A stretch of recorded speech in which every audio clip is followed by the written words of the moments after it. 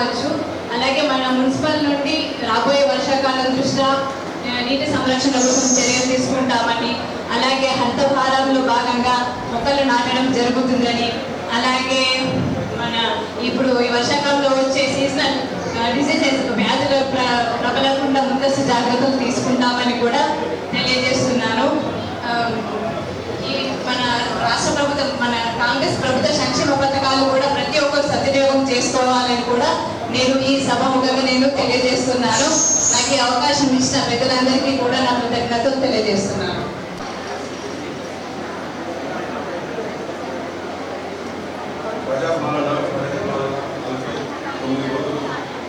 కాంగ్రెస్ ప్రభుత్వం చేపడుతున్న ఈ కార్యక్రమానికి ముఖ్య అతిథిగా వచ్చిన చైర్పర్సన్ గారికి, సంస్థల కార్యక్రమానికి వచ్చిన అన్ని విద్యుత్ శాఖలకు, నీటిపారుదలకు అందరికీ, మళ్ళీ ఇక్కడ ఉన్న వార్డు ప్రజలందరికీ, ఈ సమస్య తెలుసుకోవడానికి వచ్చిన మా వార్డు నుంచి వచ్చిన సభ్యులందరికీ మా యొక్క ధన్యవాదాలు.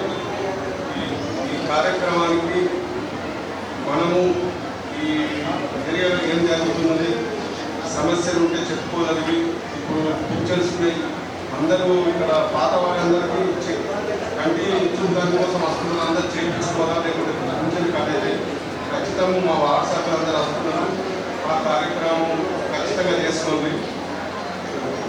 ఇక ఇందిరమ్మ జిల్లా పథకాలు అప్లై చేసుకోండి, తీసుకుంటే అందరికీ మంచి ఉంటుంది. 5 లక్షల రూపాయలు సబ్సిడీ ఉంది కాబట్టి ఇందులో ప్రతి ఒక్కరు కట్టుకొని చేయాలని కోరుకుంటూ మా పురపాలక కమిషనర్ గారికి లైఫ్ సర్టిఫికేట్ ఎప్పుడైతే రెగ్యులర్ ఎంప్లాయీస్ ఎవరైతే ఉంటారో ఆ రెగ్యులర్ ఎంప్లాయీస్ ప్రతి సంవత్సరం బతుకున్నట్టు సర్టిఫికేట్ ఇస్తారు. పెన్షన్దారు ఎవరైతే రిటైర్డ్ అయిన పెన్షన్స్ ఎవరైతే ఉంటారో ఎంప్లాయీస్, ఆ పెన్షన్ కోసం మాకు ప్రతి సంవత్సరం నవంబర్ నెలలో బతుకున్నట్టు సర్టిఫికేట్ తీసుకోవాలి. లైఫ్ సర్టిఫికేట్ అంటే బతుకున్నాడు అని. కాబట్టి ఈ వృద్ధాప్య పింఛన్ కానీ, వితంతు కానీ, వికలాంగులు కానీ, బీడీ కార్మికులు కానీ, ఇంకా రకరకాల పెన్షన్స్ ఏవైతున్నాయో ఆ పెన్షన్దారులకు డైరెక్ట్ బ్యాంక్ ఖాతాలో పడ్డలో మాత్రమే, పోస్ట్ ఆఫీసులలో అవసరం లేదు.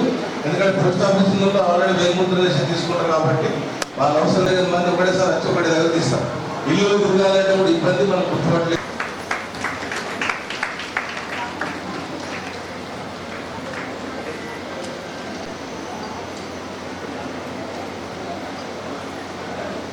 నేను కార్యక్రమానికి ముఖ్య అతిథిగా వచ్చిన సిపి గారికి మనందరి తరఫున సహకరిస్తూ కూర్చోవలసిందిగా కోరుతా ఉన్నాం సార్. అయితే ఈ 2 విషయాలు మాట్లాడి నేను అన్ని శాఖల వారికి ఇస్తాను నుంచి తీసుకుంటున్నాం. బతుకున్నట్టు మనం నిరూపించుకోవాలంటే 5 ఇష్ట కావాలి.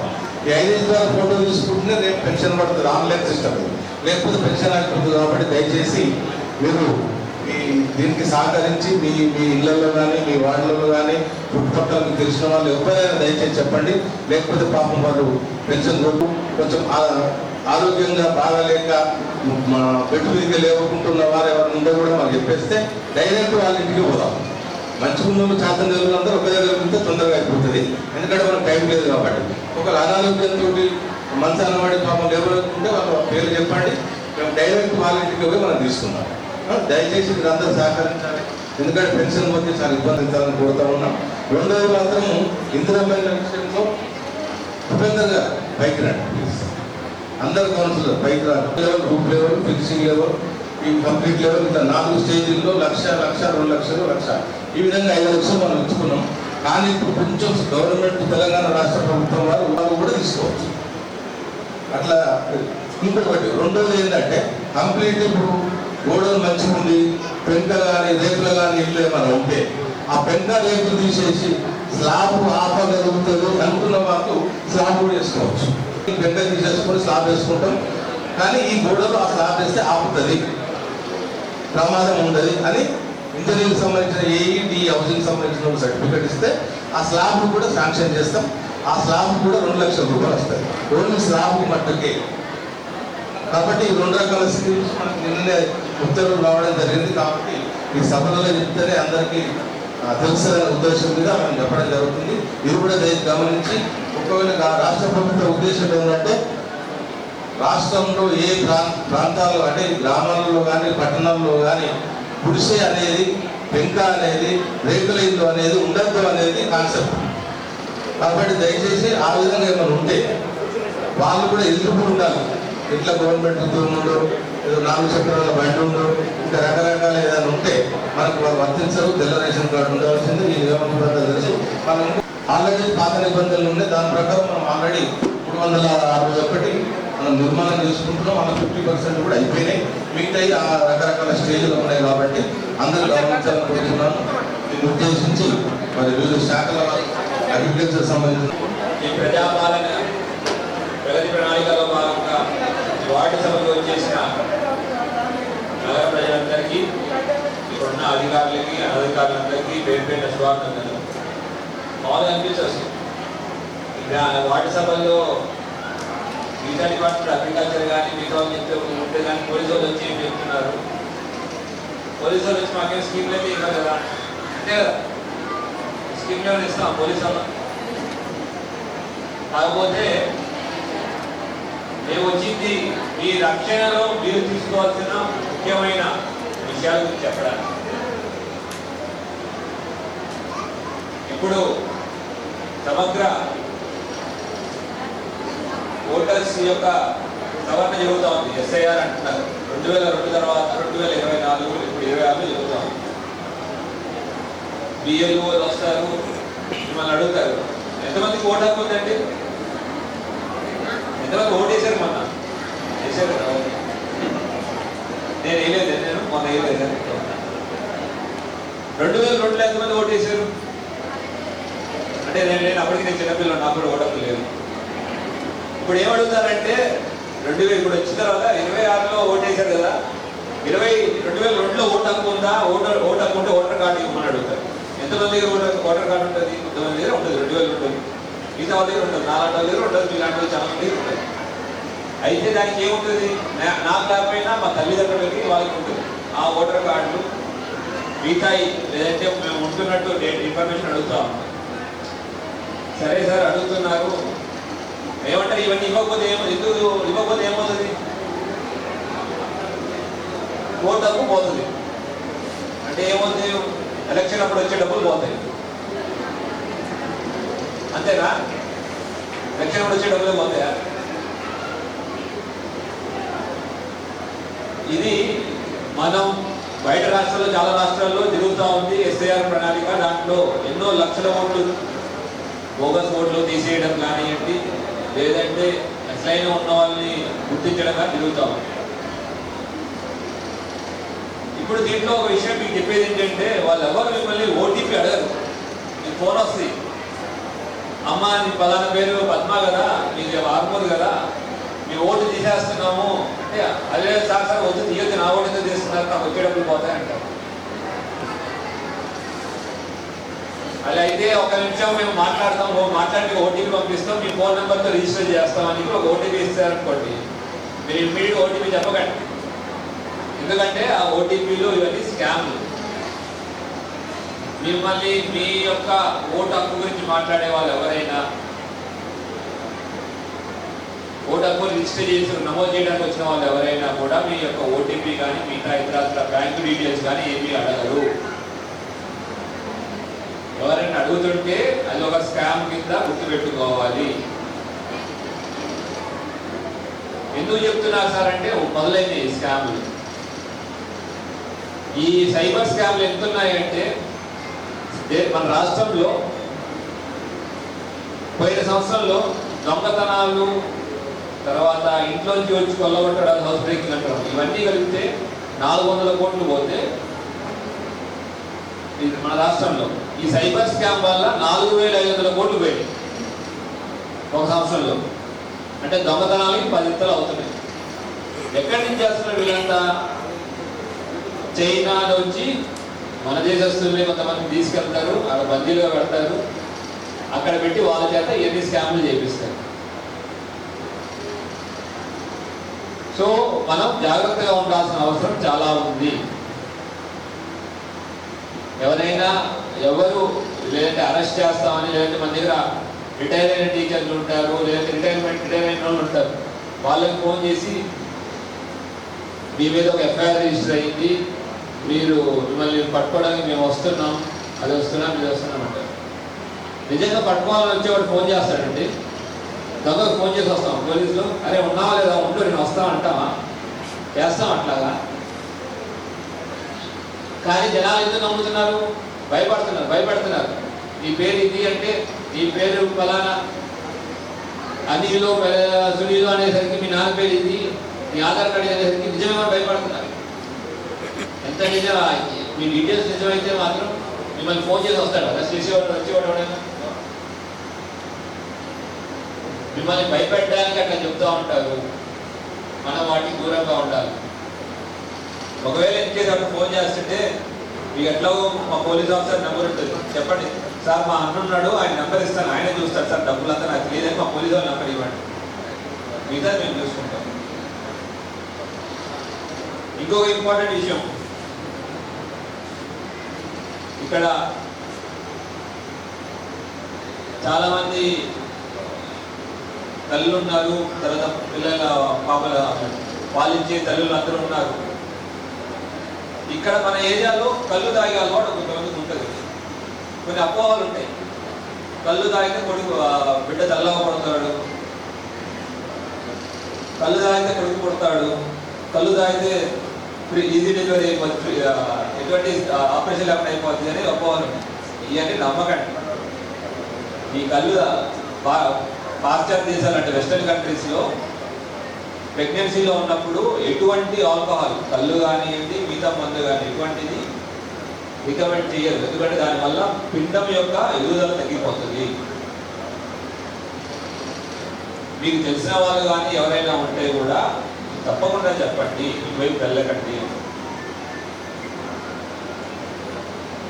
కళ్ళనే కాదు, కళ్ళు అని జనరల్ ఇక్కడ మిస్కాన్సెప్షన్ ఉంది, అందుకే మళ్ళీ చెప్తున్నాను.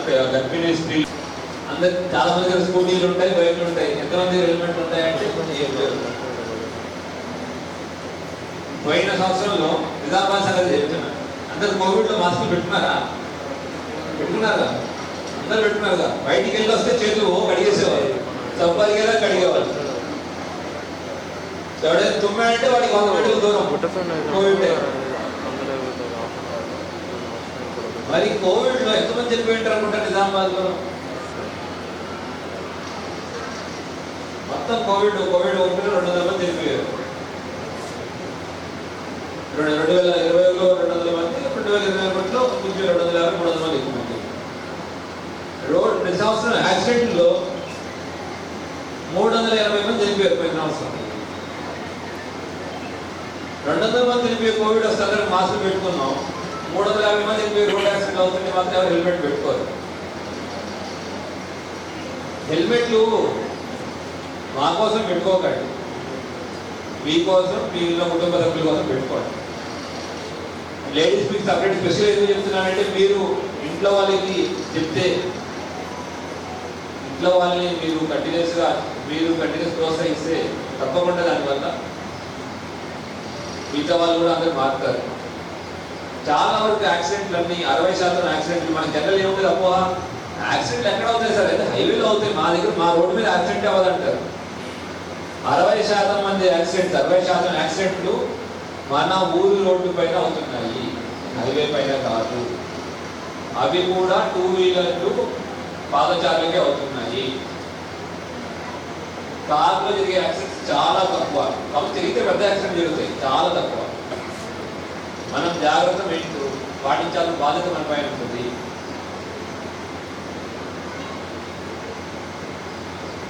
తర్వాత అగ్రికల్చర్ ఫార్మర్స్ ఉన్నారా లేదని అడిగారు, తక్కువ మంది ఉన్నారన్నారు. అగ్రికల్చర్ వాళ్ళు చెప్తారు మన యొక్క ఇప్పుడు వర్షాభావ పరిస్థితి ఏంటి, ఏం పంటలు వేయాలని, అవన్నీ దాంట్లో కళ్ళు. చాలా మందికి ఇక్కడ లేకపోయినా మీ ఊర్లో పొలాలు ఉంటాయి. ఇక్కడ ఏం చేస్తారండి, పొలం అయిపోయిన కోతలు అయిపోయిన తర్వాత మంట పెట్టి వదిలేస్తాం.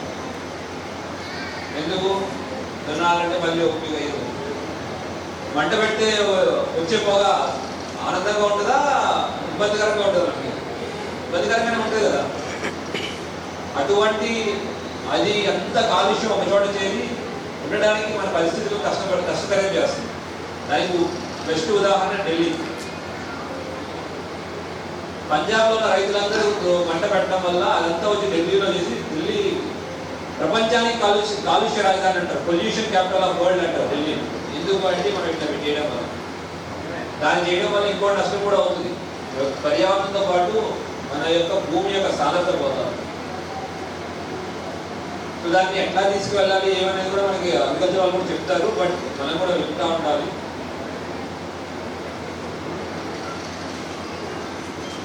తర్వాత మీ ఏరియాలో కానివ్వండి, పర్టికులర్గా ఇక్కడ వార్డు మెంబర్ కూడా ఉన్నారు కాబట్టి మన ఏరియాలో ఎక్కడైనా ఇబ్బందులు ఉన్నా, లేదంటే లైట్లు కానివ్వండి, లేదంటే మీ దగ్గర చాలా మంది ఉన్నారు ఇక్కడ, అంత ఎంతమంది మొబైల్ ఫోన్లు ఉన్నాయండి? ఉన్నాయా? ఉన్నాయి కదా. ఎన్ని రోజుల కోసం మొబైల్ ఫోన్ మారుస్తారు? 3 ఏళ్ళు మారుస్తారు కదా. 3 ఏళ్ళు కొత్త వాళ్ళు అయితే 2 ఏళ్ళకే మార్చేస్తారు. అయితే మీ ఏరియాలో సీసీ కెమెరాలు పెట్టమంటాం పోలీసు వాళ్ళు. ఏమంటారంటే, సార్ 5 ఏళ్ళ క్రితం పెట్టాం సార్ సీసీ కెమెరాలు పని చేయట్లేదు సార్ అంటారు. మీ జేబులో ఉండే ఫోన్కేమో 2 ఏళ్ళు 3 ఏళ్ళకి మారుస్తారు, ఎండలో ఉండే సీసీ కెమెరాలు 5 ఏళ్ళు కూడా మార్చారా? ఆలోచించండి దీని గురించి. సీసీ కెమెరాల వల్ల దొంగతనాలు, లేదంటే దొంగతనాలు చేసే వాళ్ళని పట్టుకోవడం, లేదంటే అల్లర్లు చేసే వాళ్ళని పట్టుకోవడం సులభతరం. ఇది మన యొక్క పద్ధతి గురించి. ఎట్లయినా యాక్సిడెంట్ అయిన తర్వాత ఇన్సిడెంట్ అయితే వచ్చి పట్టుకోవాల్సిన బాధ్యత మా పైన వస్తుంది, మేము వస్తాం. కానీ వాళ్ళు రావాల్సిన అవసరమే లేకుండా ఉంటే మనకే మంచిది. సో అందరూ ఈ సీసీ కెమెరాల విషయంలో కూడా మీ వార్డ్ మెంబర్స్ కూడా చెప్తాను అంటే, చైర్పర్సన్ కూడా చెప్పాను ఇంతకుముందు కూడా, అందరూ కలిసి మన వార్డు మన భద్రతను తీసుకుని ముందుకు వెళ్తేనే మనం సేఫ్ అవుతాం. ఇది ఒక జీవన శైలి కావాలి, మన యొక్క రక్షణ. ఏదో ఎప్పుడో వస్తే అప్పుడు ఇన్సూరెన్స్ ఎట్లా అంటే పురుగులు వచ్చేదాకా పురుగుల మందు కొట్టాం సార్, లేదంటే చెట్లు వాడిపోయేదాకా చెట్లు ఎరువు వేయడం అని అంటామా? ముందే వస్తాం కదా ఎరువు, మొక్కలు పెంచుకునేటప్పుడు. ఇది కూడా అంతే, మన యొక్క రక్షణ నుంచి మనం ముందే తయారై ఉంటాం. ఈ అవకాశం ఇచ్చిన అందరికీ పేరు పేరున ధన్యవాదాలు. Thank you. జరుగుతుంది. అందులో భాగంగా ఇప్పుడు మనం జనరల్గా ఇక్కడ సాగు చేసేది వరి, పసుపు, మొక్కజొన్న. మనం దానికి వరికి జనరల్గా మనం రోటోవేటర్ వేస్తాం.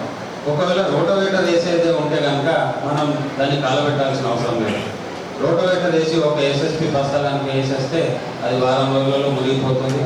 అంతేకాకుండా మేము జీలుగు కూడా సబ్సిడీలో ఇవ్వడం జరుగుతుంది.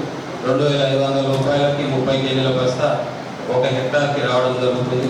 అది కనుక వేసుకుంటే 30 రోజుల తర్వాత మీరు కలియదు ఉంటే ఒక రోటోవేటర్ వేస్తే మీకు 2 బస్తాల యూరియా తగ్గిపోతుంది. ఈ సంవత్సరం నుంచి యూరియా మేము ఖచ్చితంగా యాప్లోనే ఇవ్వడం జరుగుతుంది.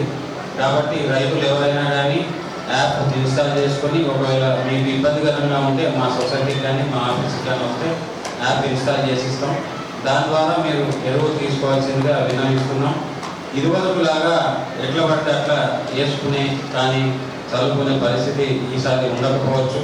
ఎందుకంటే యుద్ధ ప్రభావం వల్ల దాని ముడిసరుకు ధరలు కూడా విపరీతంగా పెరిగి రిస్ట్రిక్టెడ్ సప్లై ఉంటుంది. కాబట్టి మొదటిగా దుక్కిలో వేసే ఎరువులు మాత్రమే ఇవ్వడం అనేది జరుగుతుంది.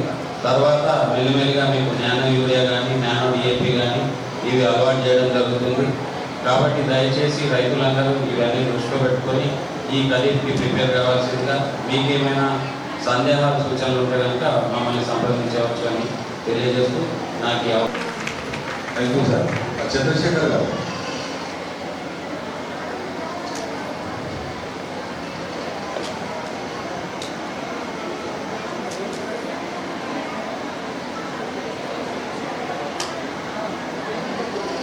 రాష్ట్ర ప్రభుత్వం చేపట్టిన కార్యక్రమంలో భాగంగా ఈనాటి ఈ వార్డు సభ కార్యక్రమానికి ముఖ్య అతిథులుగా విచ్చేసిన గౌరవ చైర్పర్సన్ మేడం గారు, వైస్ చైర్మన్ గారు, అలాగే వివిధ శాఖల నుంచి వచ్చినటువంటి అధికారులు, మున్సిపల్ కమిషనర్ గారికి, నా పేరు చంద్రశేఖర్. ఆరోగ్య శాఖ తరఫున ఈ యొక్క కార్యక్రమాన్ని ప్రజెంట్ చేయడానికి రావడం జరిగింది. ముఖ్యంగా రాబోయే వర్షాకాలంలో సీజనల్ వ్యాధులన్నింటినీ చాలా విజృంభిస్తాయి కాబట్టి మనం అందరం కూడా ఈ యొక్క సంక్రమిత వ్యాధులు ఏవైతున్నాయో కీటకాల ద్వారా ముఖ్యంగా దోమల ద్వారా వ్యాపించేటటువంటి వ్యాధులు చాలా భయంకరంగా ఇబ్బంది కలిగజేస్తాయి. వాటి వల్ల ప్రాణానికి కూడా ప్రమాదం ఉంటుంది కాబట్టి ఈ యొక్క వ్యాధులను నివారించడానికి ముఖ్యంగా మనం సొంతంగా కొన్ని చర్యలు చేపట్టినట్లయితే మనము వాటి బారి నుండి మనం అరికట్టబడుతుంది. కాబట్టి ముఖ్యంగా వర్షాకాలంలో వర్షాలు పడినట్లయితే మన ఇంటి చుట్టూ పరిసరాలలో నీరు నిల్వ ఏర్పడినట్లయితే అందులో దోమలు వృద్ధి చెంది దోమలు మన ఇంటి చుట్టుపక్కల ఉన్నటువంటి అన్ని ప్రాంతాల్లోకి వ్యాపించి వాటి వల్ల డెంగ్యూ, మలేరియా, చికెన్ గున్యా, మెదడు వాపు ఇలాంటి కీటక జనిత 5 నుంచి 7 రకాలైనటువంటి వ్యాధులు వచ్చేటటువంటి ప్రమాదం ఉంటుంది. కాబట్టి ముఖ్యంగా మనం అందరము కూడా ఈ వ్యాధుల బారిన పడకుండా ముందు జాగ్రత్తగా ఉన్నటువంటి మన ఇంటి పరిసరాలలో పాత బకెట్లు కానీ పాత కూలర్లు కానీ మనం వాడి పడేసినటువంటి కొబ్బరి చిప్పలు కానీ కొబ్బరి బోండాలు కానీ పాత టైర్లు కానీ ఇవన్నీ కూడా దయచేసి ఎవరు కూడా తమకు తామే మీ ఇంటి పరిసరాలలో ఏవి కూడా లేకుండా చూసుకోగలరు. మా ఆరోగ్య శాఖ తరఫున ప్రతి శుక్రవారం డ్రై డే ప్రోగ్రామ్ అనేది నిర్వహించబడుతుంది. కానీ ఇది పూర్తిగా మా చేతుల్లో కాదు, మీ చేతుల్లో ఉంటుంది. సొంతగా అవగాహన కలిగి ఉన్నట్లయితే మీరు మీ యొక్క ఆరోగ్యాన్ని కాపాడుకోగలుగుతారు. అలాగే ముఖ్యంగా మన ఆర్మూర్ పట్టణ ఆరోగ్య కేంద్రం ఇంతకుముందు హౌసింగ్ బోర్డులోని కొట్టెర కాలనీ పక్కన ఉండేది. ఇంతవరకు ఎవరికి ఆర్మూర్ పట్టణంలో ఉన్నటువంటి ప్రాథమిక ఆరోగ్య కేంద్రం ఏదైతుందో అది నూతన భవనంలోకి మార్చబడింది. దయచేసి అందరూ గమనించగలరు. ఇది రాజారాం నగర్ గేట్ కాలనీ నుంచి స్ట్రైట్ గా వస్తే అక్కడ సబ్ స్టేషన్ ఉంది. చివరికి కెనాల్ అవతల ఆ కెనాల్ పక్కన సబ్ స్టేషన్ పక్కన ఈ మన ఆర్మూర్ పట్టణానికి సంబంధించినటువంటి నూతనంగా ఏర్పడ్డ పట్టణ ప్రాథమిక ఆరోగ్య కేంద్రం నెలకొల్పబడ్డది గవర్నమెంట్ తరఫున. దయచేసి అందరూ మీ యొక్క ఆరోగ్య సేవలు ఈ యొక్క నూతన ఆరోగ్య కేంద్రంలో వినియోగించుకోగలరు. మా దగ్గర ముఖ్యంగా గర్భిణీ స్త్రీల యొక్క నమోదు, తర్వాత చిన్నపిల్లల టీకాలు, ఇతర అన్ని రకాల అత్యవసర ప్రాథమిక ఆరోగ్య అవసరాలు తీర్చబడతాయి. కాబట్టి దయచేసి అందరూ వినియోగించుకోగలరు. అలాగే ఈ యొక్క అవకాశం ఇచ్చిన గౌరవ పెద్దలకు థ్యాంక్ యూ సార్. వేదికపై సభకు అధ్యక్షత వహిస్తున్నటువంటి మున్సిపల్ చైర్మన్ గారికి, వైస్ చైర్మన్ గారికి, మున్సిపల్ కౌన్సిలర్కి, వివిధ శాఖల నుంచి చేసినటువంటి అధికారులకు, వార్డు ప్రజలందరికీ శుభోదయం. ప్రపంచవ్యాప్తంగా ఏర్పడినటువంటి అస్థిర పరిస్థితులు కావచ్చు, యుద్ధ వాతావరణం వల్ల కావచ్చు, గత 10 ఏళ్ళలో ఉన్నటువంటి వర్షాలు ఈసారి ఉండకపోవచ్చని శాస్త్రవేత్తలు అంచనా వేస్తున్నారు. అలా ఉండకూడదని అనుకున్నాం. ఒకవేళ అనుకోకుండా భారీ వర్షాలు పడినా దానికి సంబంధించి వరద నివారణ గురించి నీటిపారుదల శాఖ అప్రమత్తంగా ఉంది. దానికి సంబంధించి మీ అందరికీ అవగాహన కల్పించడానికి ముందుకున్నాము. ముఖ్యంగా అనుకోకుండా ఒకేసారి భారీ వర్షాలు పడితే మేము సంసిద్ధంగా ఉన్నాం. వాగులు కానీ, చిన్న చిన్న కాలువలు కానీ, నీటిపారుదల శాఖ కాలువలు కానీ, అలాగే చెరువులు కానీ, అందులో పెట్టినటువంటి ముళ్ళ కంపలు కానీ, చెత్త కానీ